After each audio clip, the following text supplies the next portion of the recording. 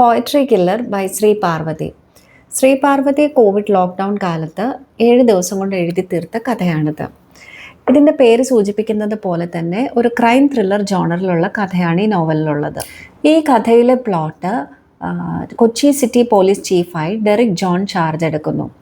അദ്ദേഹം ചാർജ് എടുത്തതിന് ശേഷം കൊച്ചി സിറ്റിയിൽ പല ഭാഗങ്ങളിലായി സീരിയൽ കില്ലർ മോഡൽ കൊലപാതകങ്ങൾ നടക്കുന്നു.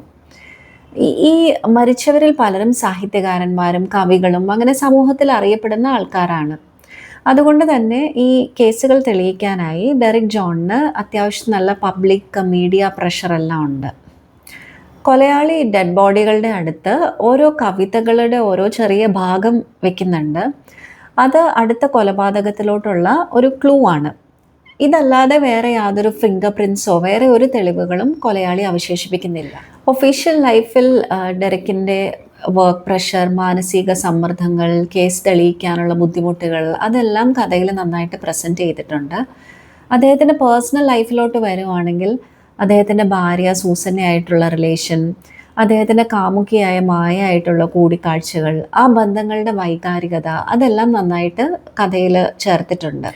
പൂർണ്ണമായും ഒരു അന്വേഷണ ഉദ്യോഗസ്ഥൻ്റെ പോയിന്റ് ഓഫ് വ്യൂവിൽ നിന്നിട്ടാണ് ശ്രീ പാർവതി ഈ കഥ ഡെവലപ്പ് ചെയ്തിരിക്കുന്നത്.